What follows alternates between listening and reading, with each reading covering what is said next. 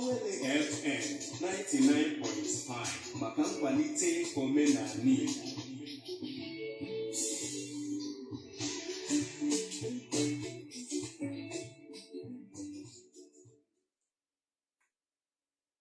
Otu nkeji ka o ji gafee elekere 12 nke ehihie.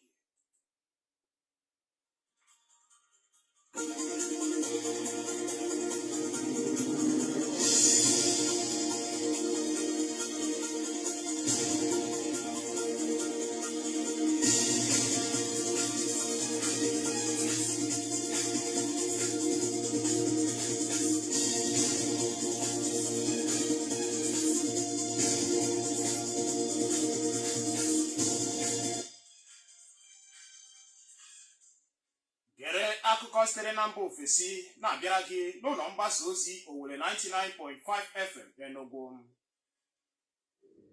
Taa bụ ụbọchị Mọnde ahịa Eke, mkpụrụ abalị 10 nke ọnwa Febụwarị n'afọ 2025. Na mbụ gere ọkpụrụkpụ isiokwu ndị ahụ ghọrọ anyị isi akụkọ. Onye mbụ chịrị mba Namibia ma soro na ndị lụrụ ọgụ maka nnwere onwe obodo ahụ anwụọla ka ọ gbachara afọ 95. Ngagharị iwe kpụ ọkụ n'ọnụ atasuola na mba Slovakia bụ ndị na-ekwu na onye ji ọkwa praịm minista obodo ahụ ga-akwụsịrịrị ọrụ ya kpọrọ maka ukwu ọ dọnyere ọchịchị mba Rọshia. Na mba Israel ka anyị ga-akọrọ gị na mba Israel ekpopụtala ndị agha ha n'otu ogige kewaburu obodo Gaza ụzọ abụọ iji nye aka mee ka udo ahụ a na-akpa n'etiti ha na otu isi ekwu ọnwụ bụ Hamas bụrụ nke dịgidere.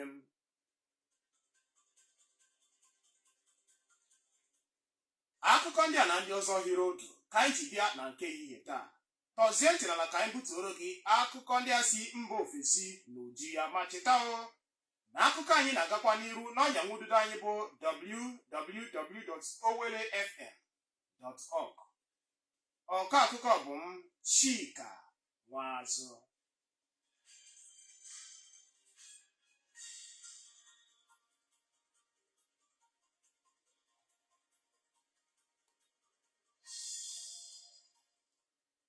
Onye isi ala mbụ nke mba Namibia bụ Sam Nujoma azaala okuchi ya kpọrọ ya ka ọ gbachara afọ 95 nne ya mụrụ ya. Ogbo ya na-achị mba ahụ ka ọ dị ugbu a bụ ya kwupụtara ọnwụ nke nwa amadi ahụ n'isi obodo ha bụ Windhoek. Sam Nujoma bụrụ ya nọrọ n'isi ndị lụrụ ọgụ maka nnwere onwe nke mba Namibia site na aka mba South Africa n'afọ 1990 ka ọ chọpụtachara otu akpọrọ Namibia Liberation Movement bụ nke a maara dịka South West Africa People's Organization SWAPO n'afọ ndị 60s. Ka mba Namibia nwetara onwe ya ka Sam Nujoma bịara bụrụ onye isi ala nke mbụ chịrị obodo ahụ malite n'afọ 1990 ruo n'afọ 2005. Ahụ malitere ịhịa ya n'ime izuụka 3 gara aga bụ nke mechara wee taa isi ya. Onye isi ala mba Namibia bụ President Nangolo Mbumba sitere na akwụkwọ ozi o jiri kwupụta maka ọnwụnwa amadi ahụ were kwuo na ọ wụrụ ha akpata oyi ma tinye mba ahụ niile n'ọnọdụ nke iru uju.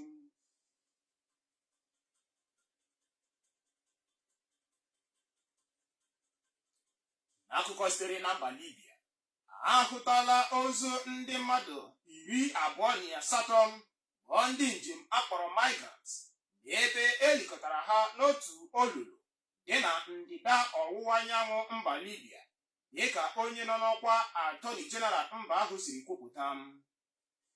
Ya bụ ili ka a hụrụ na obodo Kufra, naanị ka o mechara mkpụrụ abalị ole na ole ahụkwara ili ọzọ eliri mmadụ 19 n'otu ugbo dị n'obodo ahụ.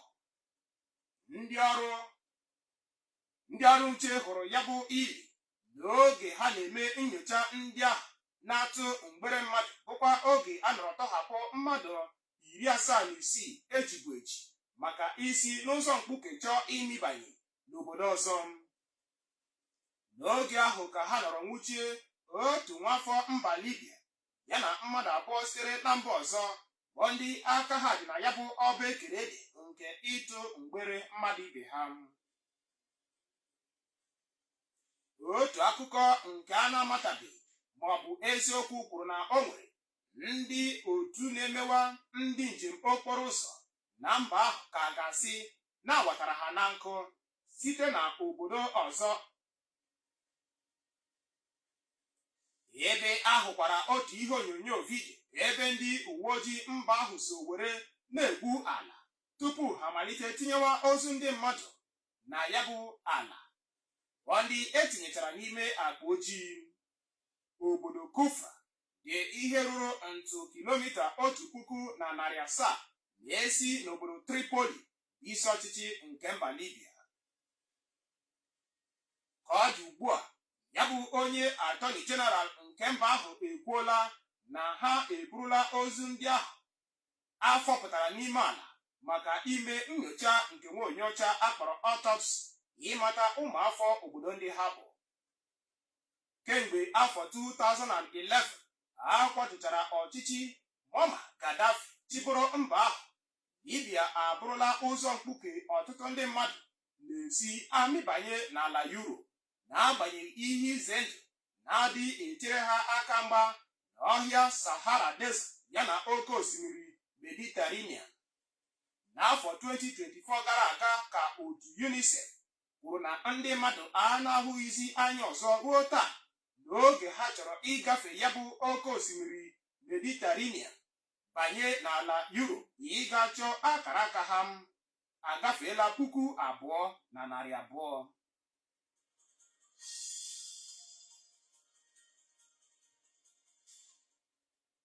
President Donald Trump na-achị mba United States emechala n'ikpeazụ binye aka ya n'akwụkwọ iwu nke gbochiri enyemaka niile si na mba ahụ na-agara mba South Africa.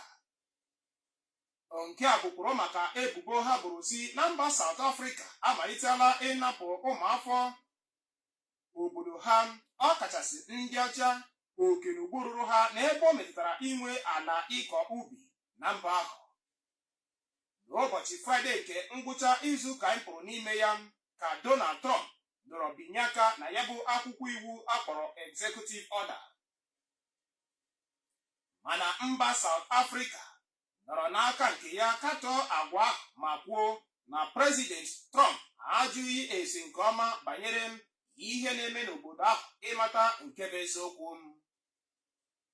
Ihe ndị ọzọ Trump kwuru na ọ na-ewute ya gụnyere etu mba South Africa soro ogbo ya ndị ọzọ na-ebo mba Israel ebubo ikpochapụ agbụrụ n'oge ahụ agha dara n'etiti ha na mba Palestia. Otu nwa amadi bụ onye ndụmọdụ kacha nọrọ Donald Trump nso bụ Elon Musk bụ onye amụrụ na mba South Africa esonyerela ogbo ya ndị ọzọ na-ajụ ihe kpatara onye isi ala mba South Africa bụ Cyril Ramaphosa ga-eji wepụta ụdịrị iwu ahụ n'obodo ya. President Ramaphosa n'aka nke ya enwebeghị ihe okwu n'ime ihe ndị a niile, naanị na ọ nọrọ n'ụbọchị ụka gara aga mgbe ogbo ya bụ Donald Trump nọchara ihe egwu ịkwụsị enyemaka ọbụla na-agara ha were kwuo si na mba South Africa enwebeghị onye ọ napụrụ ala ya n'ike, kama na iwu ahụ gbadoro ụkwụ na iwebata oke nhatanha n'ebe o metụtara inwe ala na mba ahụ.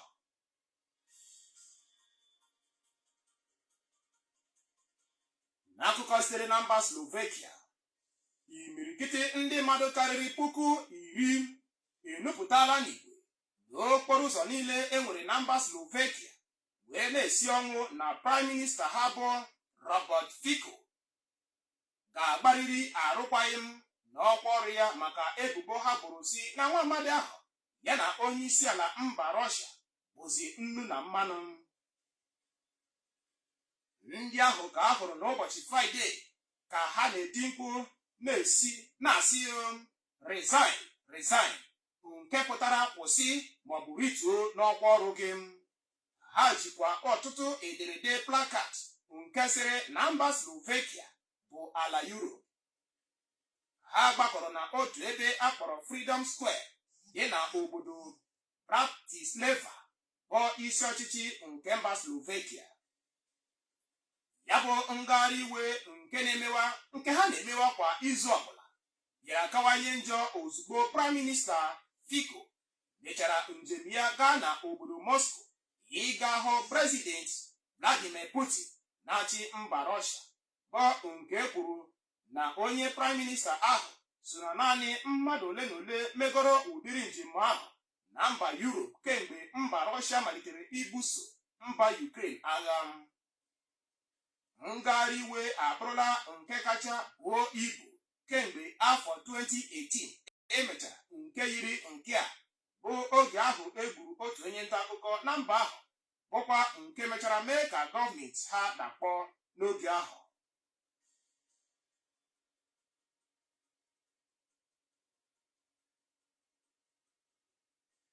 Ụsọ ndị agha mba Israel esila na ogige akpọrọ Netzarim Corridor, bụ otu ebe kewapụrụ mgbago ugwu na ndịda ugwu obodo Gaza ụzọ abụọ were pụọ.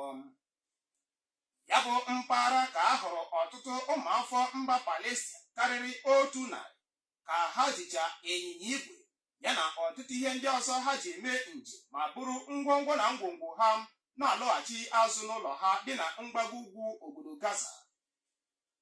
Ọpụpụ ahụ ndị agha mba Israel pụrụ na ya bụ ebe ka e kwuru na ọ bụ nrube isi nyere nkwekọrịta ahụ eji akpa udo nke ha na otu Hamas nwere n'abalị 19 nke ọnwa Jenụwarị n'afọ a, bụkwa oge a nọrọ tọhapụ ụmụafọ mba Israel mmadụ 16 iji gbanwee ogbo ha sitere na mba Palestine dị 566 bụ ndị ejigbo eji n'ụlọ mkpọrọ. 99.5 FM Enugu ga-akụrụ ọnụ, mana tupu anyị apịachie ya ga-enwe ntị ọzọ na akụkọ ndị ahụ anyị jiri bịa na mbụ. Onye mbụ chịrị mba Namibia ma soro na ndị lụrụ ọgụ maka nnwere onwe obodo ahụ anwụọla ka ọ gbachara afọ 90. Ndị na-ekwu na onye ji ọkwa minista obodo ha ga-akwụsịrịrị ọrụ ya kwụrụ maka ebubo ha buru si na ọ malitela idonyere ọchịchị mba Russia ukwu. Na mba Israel ka anyị kọrọ gị na-ekpopụtala ụsọ ndị agha mba Israel na otu ogige kewaburu obodo Gaza ụzọ abụọ iji nye aka mee ka ọgwụgwọ udo ahụ a na-akpa n'etiti ha na otu Hamas bụrụ nke dịgidere ebebe. Wee bụrụ ya n'ọgwụ ka ọ haghị n'ọnụ bụ akụkọ ndị a dịka Nnabuife Nwekwu ya na ndị otu ya si dị ma hazie ya. Ka m Chika Nwazụ onye nụrụ olu ya jee kelesi ike maka isonyere anyị. Ya gaziere gị.